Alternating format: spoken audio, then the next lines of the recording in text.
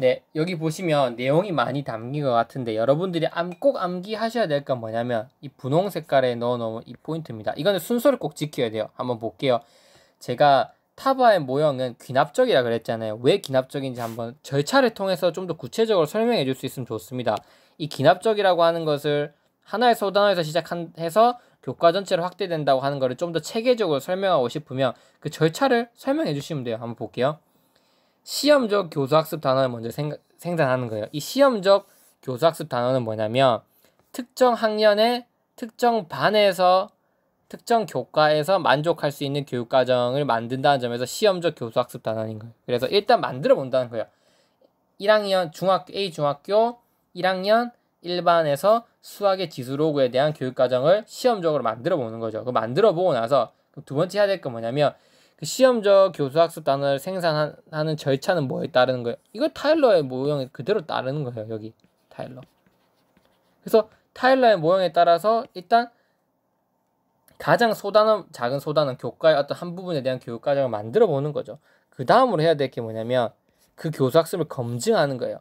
여기 보시면 첫 번째 단계에서는 자신의 학급이나 교과 영역을 대상으로 개발을 했었는데 이것을 보다 유지 및 발전 가능성과 타당성을 검증하기 위해서 다른 수준의 학년이나 다른 교과 영역을 확대 적용해 보는 게 필요하다. 그러니까 1년의 교육과정이 어떤 특정한 학급이나 혹은 특정한 교과의 소단원 한 개만 학습하는데 유용하다면 그게 별로 의미가 없다는 거예요. 그걸 점차 확장시켜서 어떤 교육과정이라고 하는 거는 최소한 어떤 교과 영역 전체에 대해서 의미가 있게끔 만들어야 된다는 거죠. 그래서 시험적으로 특정한 어떤 A반에서 그 지수로그의 어떤 학습에 적절한 그 지수로그를 학습하는데 적절한 교육과정을 개발했다면 두 번째는 그게 특정 학년뿐만 아니라 다른 학년에서도 통용될 수 있는 건지 혹은 특정 반뿐만 아니라 여러 반에서도 그 교육과정 모형을 사용할 수 있는지 검증을 해야 된다는 거죠.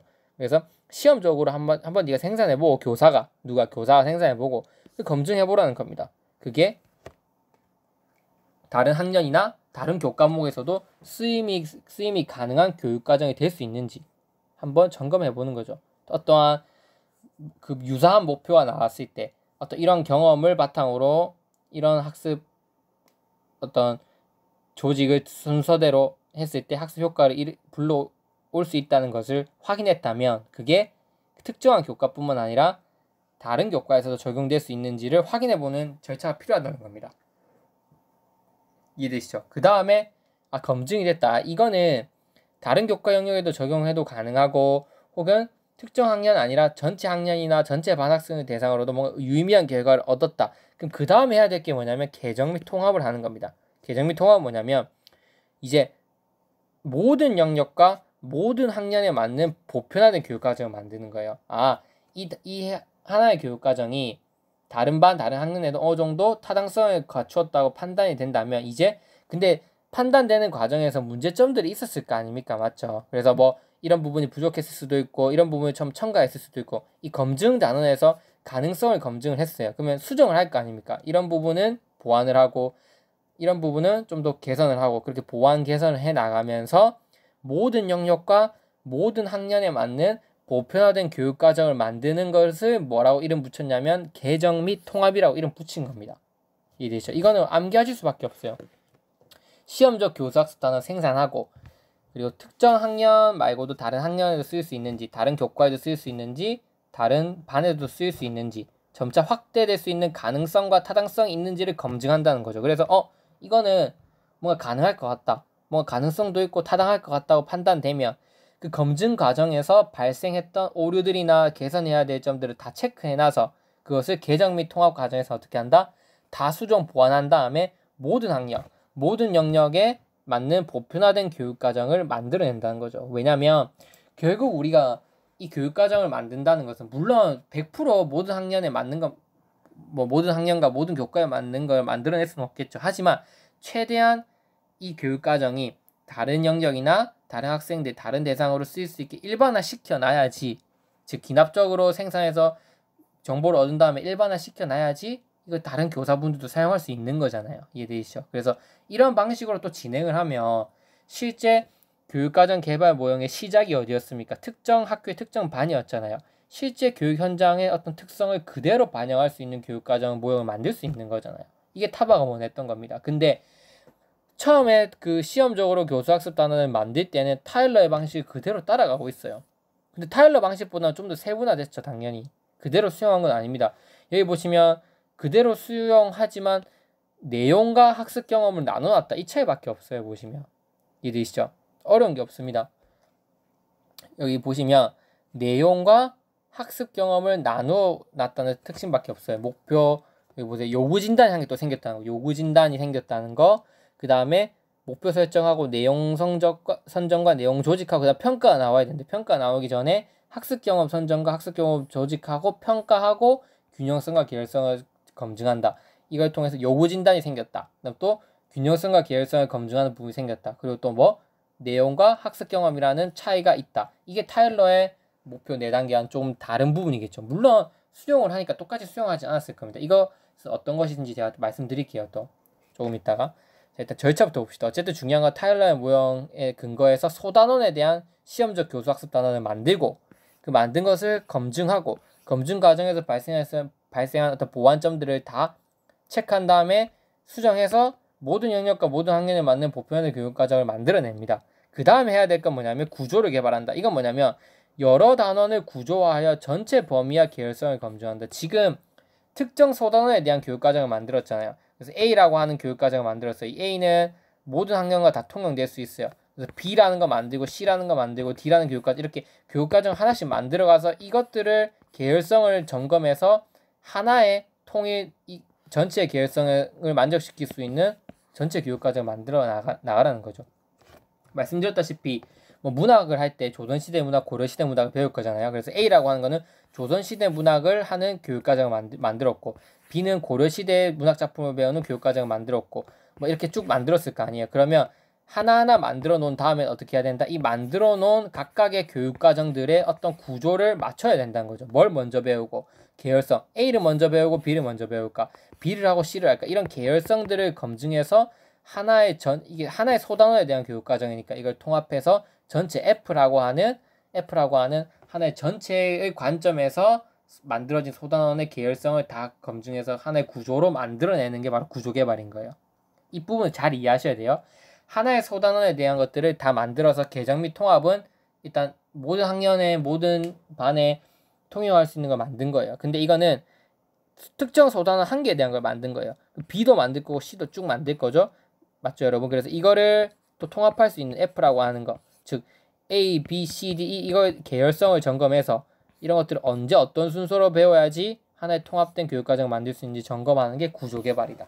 마지막 쉽습니다. 세 단원 정착 및 확산은 뭐냐면 지금껏 만든 교육과정을 확산하는데 시간을 투자하라는 거죠. 여기 보면 세 단원의 교실을 실제 수업에 본격적으로 투입하고 정착시키고 교수자들의 혁신입니다. 죄송합니다. 혁신 연수를 통해서 확산시켜 나가는 것이 필요하다. 실제 본격적으로 투입시키고 현장에서 여기 오타가 있는데 혁신이 아니라 현직입니다. 현직 연수를 통해서 이런 새 단원이 생겼으니까 실제 교사들한테도 연수를 통해서 확산시켜 나가는 것을 추구하는 게 바로 새 단원 정착 및 확산입니다. 이해되시죠? 그래서 아마 시험에 나온다면 제 생각엔 이 절차가 충분히 나올 수 있지 않을까 싶습니다. 이 절차를 하나하나씩 적고 이거에 대한 한 줄 정도의 설명을 적을 수 있을 정도만 여러분 머릿속에 기억해 놓으시면 돼요. 이 모든 내용들을 기억하는 건 어려울 거예요. 그렇지만 이 절차에 대해서 최소한 한 줄 정도의 내용은 서술해 줄 수 있을 만큼 준비를 해 두신다면 타바의 기납적 교육과정 모형이 나온다면 충분히 서술할 수 있어요. 왜냐면 이 내용 특징을 알면 기납적이다, 교사 중심이다, 처방적이다, 역동적이다 하는 건 그대로 따라서 나올 수 있는 특징이기 때문이죠. 이해되시죠? 그럼 다 설명드렸고 그러면 이 부분에 대해서 조금 설명드릴게요. 타바의 기납적 교육과정 모형이 그 타일러의 모형을 따랐다 했는데 따르면서도 보완했으니까 조금 다른 면도 있고 공통점도 있고 차이점도 있겠죠. 여기 보시면 요구진단이라고 하는 게 새로 생겼죠. 요구진단은 뭐냐면 실제로 학교 현장에 있는 학생들의 요구를 반영하겠다는 거예요. 물론 타일러도 교과, 학습자, 사회의 특성을 고려해서 교육 목표를 만든다 그랬잖아요. 근데 그 실제 학교 현장에 있는 학습자를 불러서 만들기 좀 어렵습니다. 일반적인 교육과정을 만드는 거기 때문에 타일러는. 근데 이 요구 진단이라고 하는 거 핵심 포인트는 뭐다? 실제 교육 현장에서 교육을 받는 학생들이 필요로 하는 거, 그들이 요구하는 게 무엇인지를 판단해서 바람직한 성취 기준, 그들이 도달해야 될 어떤 목표치를 정하고 현재 성취 수준 정도를 파악해서 그 차이를 바탕으로 목표를 만들어내는 거죠. 이해되죠? 요구 진단은 뭐다? 다시 말씀드리면 실제로 이 교육과정에 수업을 받을 학생들의 바라는 게 무엇인지, 바라는 게 결국 성취 수준의 목표잖아요. 그 바라는 점이 무엇인지 파악해내고 그 바라는 수준과 현재 성취 수준과 차이가 어느 정도 나는지를 살펴서 교육 목표를 만들어낸다는 거죠. 그래서 근데 타일러는 학습 경험 선정과 조직인데 여기는 내용과 학습 경험을 따로 분리해놨어요. 이건 뭐냐면 내용이라고 하는 거는 교과적인 특성이 강한 거예요. 예를 들면 문학작품으로 예를 들면 학생들이 이육사의 어떤 문학의 어떤 시에 대해서 배워야 되는 거는 학습 내용이에요. 이육사의 어떤 시에서 뭐 절정이라고 하든지 뭐 이런 시들이 있는데 그런 시들을 선택해서 배워야 된다는 것은 내용을 선정한 거예요. 근데 학습 경험이란 건 뭐냐면 이런 내용을 다룰 때 어떤 학습 방법과 전략을 선택할 거냐 하는 건 학습 경험이라고 보는 거예요. 이 학습 경험은 뭐다? 쉽게 말씀드리면 특정 내용을 이해하는데 교사가 동원하는 학습 방법과 전략들을 의미합니다. 이해되시죠? 그래서 타반을 좀 나누어 놨어요. 그 학습 경험으로 뭉뚱그려서 던져놓고 해석하는 게 아니라 우리가 배워야 될 어떤 학습 내용이라고 하는 것 특징은 내용이랑 학습 경험은 좀 다른 거다.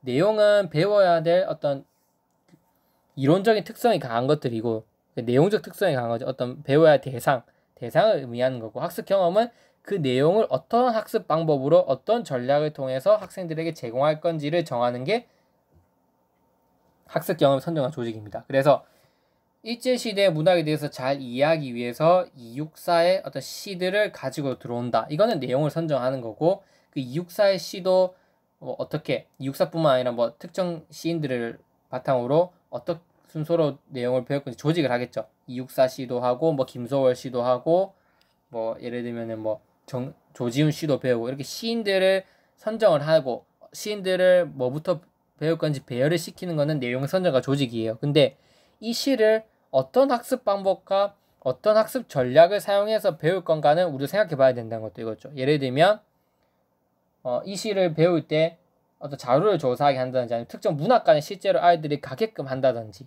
아니면 실제로 자기네들이 이 내용에 대해서 자료를 조사해오고 발표를 해서 발표 수업을 통해서 이 내용을 배울 수 있게 한다든지 이런 것들은 학습 경험이라는 거죠. 그래서 타반은 내용과 학습 경험을 나누어 놨다. 이 정도로 생각하시면 됩니다. 그 다음 평가 내용 방법 결정은 똑같고 균형성과 계열성을 검증하는 거는 그러니까 특정 학습 부분에 치우치지 않았는지 그리고 순서는 제대로 됐는지 이걸 점검하는 거 어렵지 않아요. 균형은 뭐다? 특정한 어떤 부분에만 너무 치우친 건 아닌지 일제시대의 어떤 특정 시인에 대한 내용만으로 치우쳐져 있는 건 아닌지 예를 들면 1910년부터 30년대인데 1910년대 내용에만 치우쳐져 있는 건 아닌지 균형성, 계열성 이게 순서가 제대로 되어 있는지 잡혔는지 한 번 더 확인하는 게 균형성과 계열성의 검증이에요.